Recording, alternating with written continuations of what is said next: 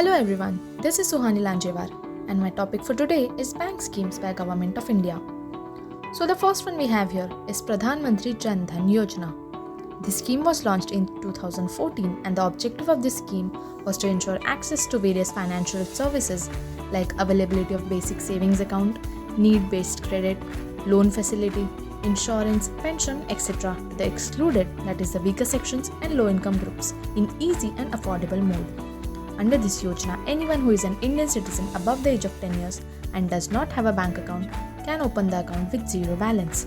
On 20th January 2015, this scheme entered the Guinness Book of World Records, setting a new record for the most bank accounts opened in 1 week. The next one is Pradhan Mantri Jeevan Jyoti Bima Yojana. It is a government-sponsored life insurance scheme in India.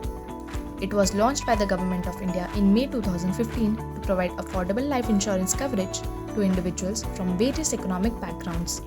The main objective of the scheme is to offer financial security and support to the insured's family in case of the insured person's unfortunate demise. If the insured dies by any chance within 45 days of enrollment, then the nominees will not receive any benefit from it. Pradhan Mantri Jeevan Jyoti Bima Yojana is a one-year insurance cover starting from 1st June till the 31st of May. This cover is also renewable from year to year. Next is Suraksha Sukanya Yojana. This scheme comes under the Beti Bachao Beti Padhao campaign for the welfare of the girl child.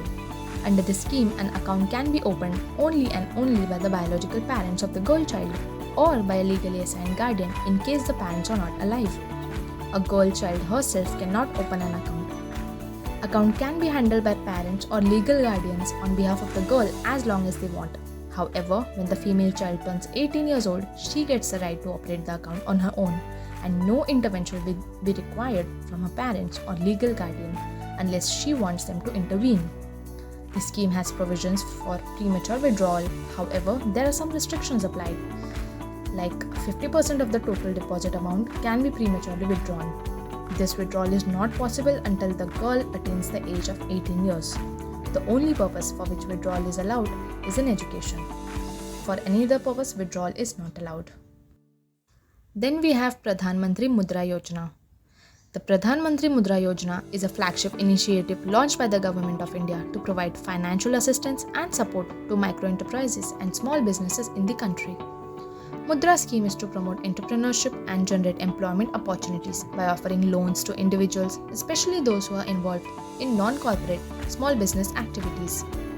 This scheme facilitates microcredits or microloans up to Rs 10 lakh to income-generating micro-enterprises engaged in the non-farm sector, like in manufacturing, processing, trading or service sectors, small manufacturing units, shopkeepers, fruits or vegetable vendors, food service units, repair shops, truck operators, machine operators, artisans, food processors, and others in rural and urban areas.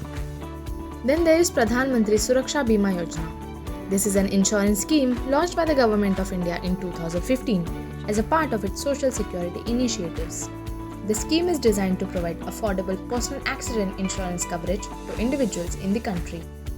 The premium for this scheme is very low, that is Rs 20, making it accessible to a wide range of individuals. The premium is usually auto-debited from the policyholder's bank account on an annual basis.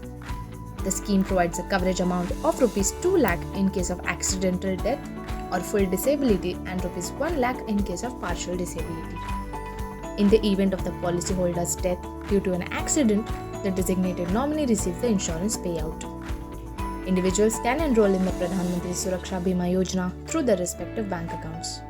The enrollment period is usually from June 1st to the 31st of May of each year. People can also join the scheme by submitting a self-declaration of good health.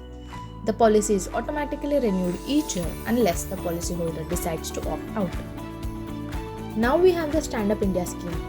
This scheme is an initiative launched by the Government of India to promote entrepreneurship and economic empowerment among women and marginalized communities, especially scheduled castes and scheduled tribes.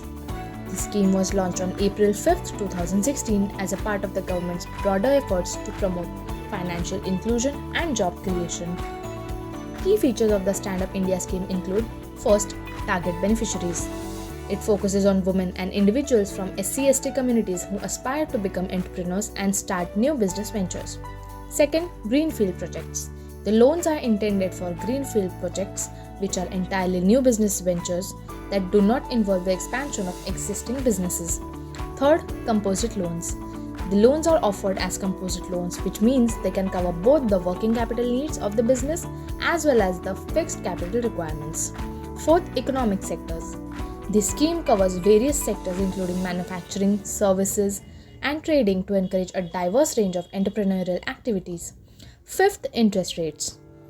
It promotes providing loans at lower interest rates to ensure affordability and better financial viability for the beneficiaries. Last, support and awareness.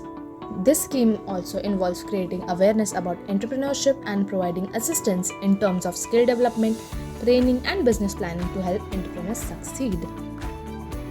Now comes the Kisan Vikas Patra.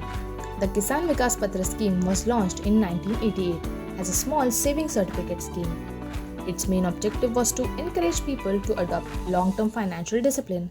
At the time of the launch, this scheme was directed towards farmers and therefore the name.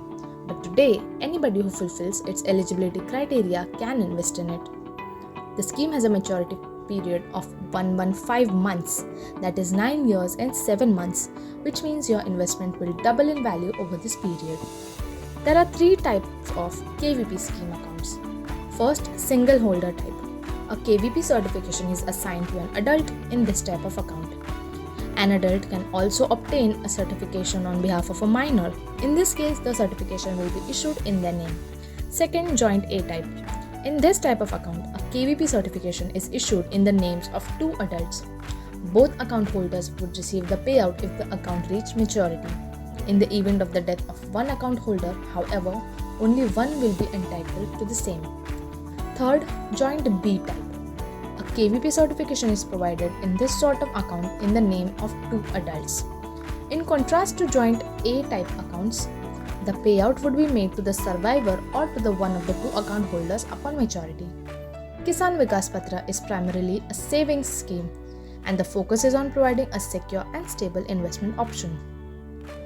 Through these initiatives, the government has strived to provide access to essential financial services, encourage entrepreneurship, and ensure social security for vulnerable sections of society.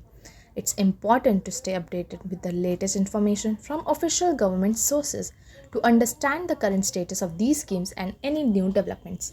Thank you.